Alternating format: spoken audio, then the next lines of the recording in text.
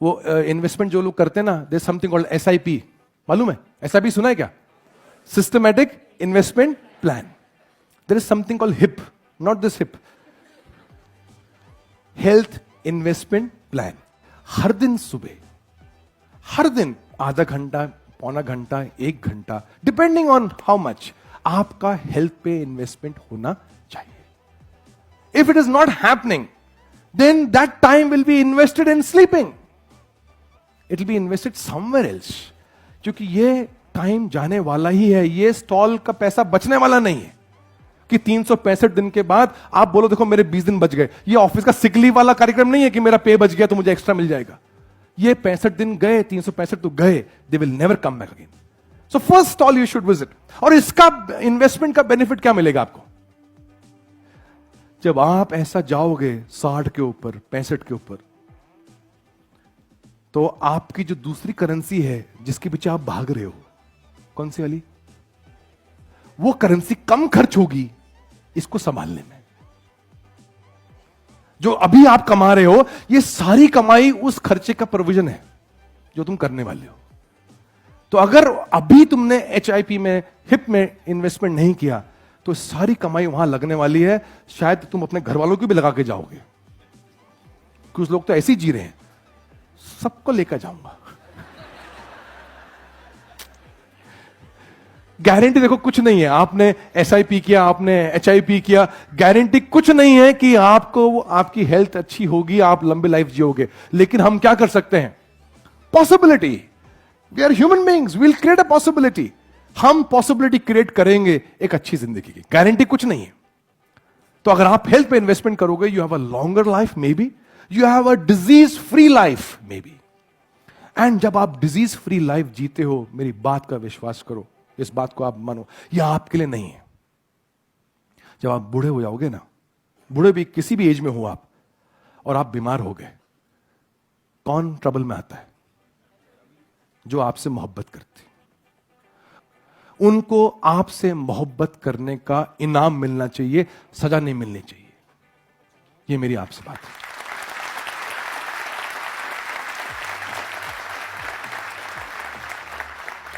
तो अगर उनको इनाम मिलना चाहिए, तो लंबी उम्र का डिजीज फ्री इनाम मिलना चाहिए उनको. कि वो कहें, बच्चे कहें, अरे मेरे दादा को देखो, मेरी दादी को देखो, एकदम फिट है. गारंटी कुछ नहीं, लेकिन कम से कम अपने हेल्थ पे इन्वेस्टमेंट करो कि जब आप जाओ तो एक लोग कहने, अरे अभी तो खड़े थे, अभी निकल लिए. राइट? ऐसा नहीं होना चाहिए कि लोग पूछें गए क्या, अभी तक नहीं गए.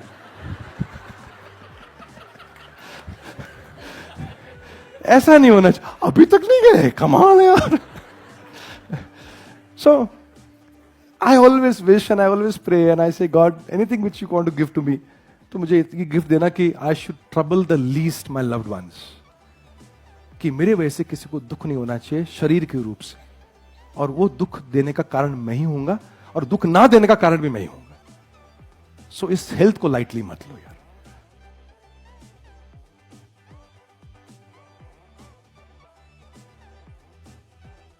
उम्र को नापने के 2 पैमाने होते हैं, बर्थ एज और बॉडी एज. बर्थ एज समय के फासले को नापता है, जबकि बॉडी एज बॉडी की फंक्शनलिटी को. इसे इस तरीके से समझिए, 2 लोग एक साथ कार खरीदते हैं, उनमें से एक अच्छे तरीके से मेंटेन करता है, चलाता है, और 5 साल बाद भी उसकी कार नए के जैसी है. दूसरा बेतरतीब तरीके से चलाता है, और अब उसकी गाड़ी बमुश्किल से चलती है. तो कहने को तो दोनों गाड़ियां 5 साल पुरानी हैं, लेकिन उनमें फर्क है. ऐसा हमारे साथ भी होता है. हमारे बीच कई ऐसे लोग मिल जाएंगे जो उम्र दराज हैं और जवानों के जैसा जोश रखते हैं. दूसरी तरफ कई लोग मिलेंगे जो जवानी में ही ठंडे पड़ गए हैं. तो बर्थ एज सरकारी नजरिए से इंपॉर्टेंट हो सकता है, लेकिन जिंदगी के खेल में बॉडी एज ही इंपॉर्टेंट है. आज हम इसी की बात करने वाले हैं कि बॉडी एज क्या है और इसको कैसे कम या रिवर्स किया जाए. एक फंडामेंटल चीज है कि हमारे शरीर में रिपेयर मैकेनिज्म होती है और पूरा शरीर लगातार नया होता रहता है। जैसे हमारी स्किन 1 महीने में नई हो जाती है, हमारा खून 3-4 महीने में नया हो जाता है, हड्डियां भी नई होती हैं। हमारी बॉडी में सिर्फ एक चीज है, आंख का लेंस जो नया नहीं होता है, इसके अलावा पूरी बॉडी नई होती रहती है। तो अगर हमारी ये जो रिपेयर मैकेनिज्म है ये दुरुस्त रहे तो काफी समय तक बॉडी को नया जैसा रखा जा सकता है। इसके लिए 3 चीजें इंपॉर्टेंट हैं, बॉडी का यूज, न्यूट्रिशन और हमारा बिहेवियर। बॉडी यूज इसलिए क्योंकि बॉडी यूज करने के लिए बनी है, रखने के लिए नहीं। तो अगर हम बहुत समय के लिए एक जगह बैठे रहते हैं तो एजिंग प्रोसेस फास्ट हो जाती है। हमें चाहिए कि कम से कम हम 2 से 4 घंटे तक फिजिकली एक्टिव रहें, और हम अगर चाहते हैं कि हमारा एजिंग वाकई स्लो हो या थोड़ा रिवर्स हो तो हमें 4 से 6 घंटे तक फिजिकली एक्टिव रहना चाहिए। थोड़ा ज्यादा भी एक्टिव रहा जा सकता है, लेकिन बहुत ज्यादा फिजिकल एक्टिव रहने से 10, 12, 16 घंटे काम करने से भी कुछ नहीं होता, बल्कि थोड़ा शरीर को नुकसान ही हो सकता है। जहां तक न्यूट्रिशन की बात है तो खाना बैलेंस तो होना ही चाहिए, लेकिन क्वांटिटी का बड़ा इंपॉर्टेंट है। अगर हम थोड़ा सा कम खाते हैं, 15-20% कम खाते हैं, तो हमारा जो बुढ़ापा है वो 10-15 नहीं बल्कि 25-30 साल तक पीछे खिसक सकता है। और अगर हम थोड़ा ज्यादा खाते हैं तो वो जल्दी आएगा। टेक्निक आजकल पॉपुलर हो रही है ऑटोफैगी, जिसमें 72 घंटे तक निराहार रहते हैं। कहते हैं कि ये करने से पूरी बॉडी रिबूट होने लगती है और शरीर नया होने लगता है। तो अगर हम चाहते हैं कि हमारी एजिंग स्लो हो या एज रिवर्स हो तो इसे भी महीने में एक बार किया जा सकता है। हमारे बिहेवियर या हमारे मन में क्या चल रहा है इसका भी एजिंग पे बड़ा असर पड़ता है। यदि हम सेल्फ सेंटर्ड हैं तो इलनेसेस हमारी तरफ आती हैं, और अगर हम सबके बारे में सोचते हैं तो वेलनेस। इलनेस और वेलनेस में सिर्फ आई और वी का फर्क है। तो हमें आई सेंटर्ड होने से बचना चाहिए और सबके बारे में सोचना चाहिए, लेकिन हमारा वी का दायरा भी जरा बड़ा होना चाहिए। ऐसा नहीं कि सिर्फ मेरे परिवार, मेरी जाति, मेरे धर्म या मेरे देश तक सीमित रहे। अरे दायरा इतना बड़ा होना चाहिए कि पर्यावरण के साथ मर्ज हो जाए। जीन्स का भी एजिंग पे फर्क पड़ता है। कई लोग हैं जो खानदानी तौर पर बड़ा लंबा जीते हैं, लेकिन उसकी चर्चा करने का अब कोई फायदा नहीं, क्योंकि हम ऑलरेडी पैदा हो चुके हैं। तो किया वो जाए जो हो जाए, और कोशिश हमें ये ऐसी करनी चाहिए कि 100 बरस की उम्र तक हमारी जो बॉडी एज है वो 40 के अंदर रहे। आफ्टर ऑल जिंदगी एक बार मिलती है, इसे जरा जवां जिया जाए।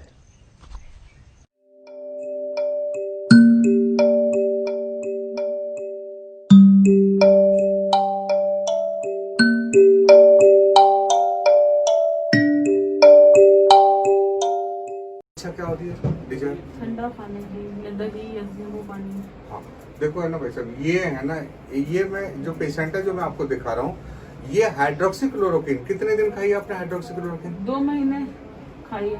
2 महीने से ऊपर खाइए। 2 महीने से ऊपर, हाँ, यानी कि दिन में 2 टैबलेट। हाँ। गवर्नमेंट कह रही है, आयुष हेल्थ मिनिस्ट्री के, हाइड्रोक्सीक्लोरोक्विन इस कोरोना को रोकने के लिए खाओ, लेकिन कितने दिन तक खाओ, कैसे दवा को खाओ, कैसे खाना है, ये कोई नहीं बताने वाला। गिलोय हमने पीना है, दवाइयां आयुर्वेदिक खाई जा रही हैं, कितने दिन खानी है, कैसे खानी है, इसे बताने वाला कोई नहीं है। अभी मैं आपको जो पेशेंट दिखा रहा हूँ, ये हाइड्रोक्सीक्लोरोक्विन पेशेंट, ये और इनके पतिदेव। आप भाई साहब इधर आओ ना 1 मिनट, कितने दिन खाई जरा बता देना। कम से कम 2.5 महीने। अब ये जो 2.5 महीने जो हाइड्रोक्सीक्लोरोक्विन खा ली, अब इस पेशेंट के लीवर में सिम्टम्स आने लगे, इसका पेट डिस्टर्ब होने लगा, कंटिन्यू उस मेडिसिन की कॉम्प्लिकेशन आने लगी, फीवर स्टार्ट होने लगा, और आज ये जो पेशेंट है ये उन सिम्टम्स को लेके मेरे पास बैठा हुआ है। जब मैंने वो हाइड्रोक्सीक्लोरोक्विन के कॉम्प्लिकेशन को हटाया तो रिजल्ट क्या आया पूछो? हाँ, नहीं, तो हमारे तो 4 दिन फीवर के अंदर तो बहुत नहीं जा रहा था जबरदस्त 2 change है। महीने से, वो अब उतरा है। मतलब 4 दिन की दवाई जब मैं लेके हम गई खड़े तो हो मैं गए। खड़ी हो पाई हूँ। मैं बेड पे लेटी थी 24 मार्च से कंटिन्यूस। यानी कि मैंने इस पेशेंट को कोई दवा नहीं दी, मैंने सिर्फ हाइड्रोक्सीक्लोरोक्विन की कॉम्प्लिकेशन को हटाया, उसके साइड इफेक्ट को, और जैसे उसके साइड इफेक्ट हटने लगे पेशेंट उठ के खड़ा हो गया और काम करने लगा। ये तो हो गया हाइड्रोक्सीक्लोरोक्विन का। मैंने ऐसे काफी रोज केसेस आ रहे हैं इस क्लिनिक पे जो मैं आपको बता रहा हूँ, ये लाइव पेशेंटों को बता रहा हूँ। अब मैं आपको बताता हूँ गिलोय का। जो गिलोय मेडिसिन है, इससे जो होम्योपैथी में दवा बनती है वो टीनोस्पोरा है ना, कार्डिफोलिया मेडिसिन बनती है। गिलोय के 15 नाम होते हैं, जिसके अंदर इसे हम अमृत बेल भी बोलते हैं, इसे गिलोय भी बोलते हैं। अगर एक स्वस्थ आदमी डेली गिलोय पीता है, 3.6 ml अगर वो गिलोय पीता है एक स्वस्थ आदमी, तो उसकी बॉडी के ऊपर सिम्टम्स पैदा हो जाते हैं, उसकी बॉडी में कुछ दिन बाद अपने आप सिम्टम्स आने लगते हैं। और वो जो सिम्टम्स आते हैं उसमें स्किन, क्योंकि जो ग्लो मेडिसिन है वो जब ये प्रूविंग की जाती है बॉडी पे, तो हेल्दी ह्यूमन बीइंग के ऊपर प्रूव की जाती है, मेल और फीमेल्स के ऊपर। तो फीमेल्स में भी सिम्टम्स आते हैं, मेल में भी सिम्टम्स आते हैं। अगर इस ग्लो को अगर हम कंटिन्यू खा रहे हैं तो मेरी हाथ जोड़ के आपसे एक रिक्वेस्ट है कि इस ग्लो का 7 दिन खाना और 7 दिन बंद कर देना। जैसे कोई तांबे के गिलास में पानी पीते हैं तो तांबा दवा है, क्यूप्रम मेटालिकम, ऐसी ग्लो दवा है। इसको जब आप खाओगे 7 दिन या 15 दिन तो इसको खाना और इसे बंद कर देना, तो आपके शरीर पे से इसके साइड इफेक्ट, इसकी कॉम्प्लिकेशन हट जाएगी।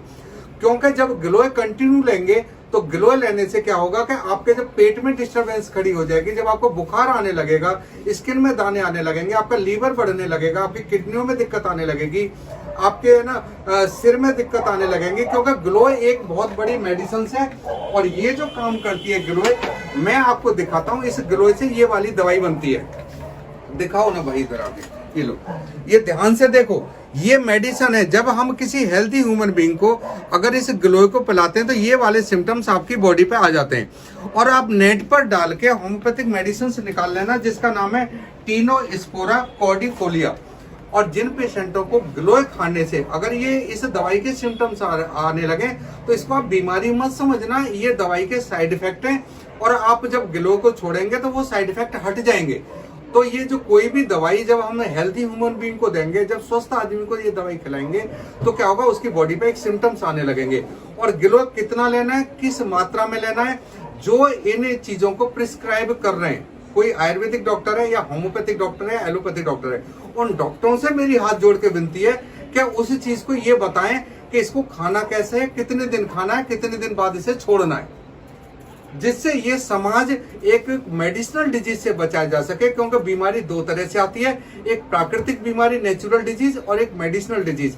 जो दवाइयां किसी पेशेंट को बीमार कर रही हैं और वो दवाइयों के सिम्टम्स लेके जब डॉक्टर के पास जाता है तो डॉक्टर क्या करता है कि उसको एक बीमारी समझ के इलाज देने लगता है, और वो पेशेंट जो बीमार नहीं था वो एक मेडिसिनल डिजीज में फंस जाता है और वो बीमार रहने लगता है।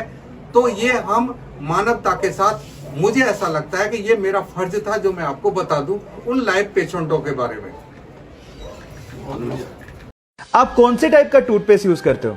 जी नहीं, मैं ब्रांड नहीं जानना चाहता हूं, लेकिन मैं ये जानना चाहता हूं कि क्या आप लोगों ने अपने टूथपेस्ट को पलट के उसके पीछे ग्रीन या रेड मार्क चेक किया है, जैसे कि वेज और नॉनवेज के पीछे होता है? जी हां गाइस, ये ग्रीन या रेड मार्क आपके टूथपेस्ट के टाइप को बताते हैं। जैसे कि अगर ग्रीन कलर हो तो इसका मतलब ये बिल्कुल नेचुरल इंग्रेडिएंट से मिलके बना है, मतलब यूज करने लायक है। अगर इसके पीछे ब्लू कलर हो तो इसका मतलब ये है कि वो नेचुरल तो है ही, लेकिन उसके साथ साथ उसमें मेडिसिनल प्रॉपर्टीज को ऐड किया गया है, वो और भी अच्छा है। लेकिन अगर रेड कलर मिले तो वो खतरनाक है, क्योंकि उसमें नेचुरल के साथ साथ केमिकल्स भी ऐड किए हुए हैं। लेकिन सबसे खतरनाक होता है ब्लैक कलर, जिसका मतलब यह है कि वो टोटली केमिकल से बनाया गया है। और अगर आपको ब्लैक कलर दिखे तो उसे तुरंत फेंक देना। अब आप लोग मुझे बताइए कि आपके टूथपेस्ट के पीछे कौन से कलर का बॉक्स है? चैट सेक्शन में लिखना मत भूलिएगा।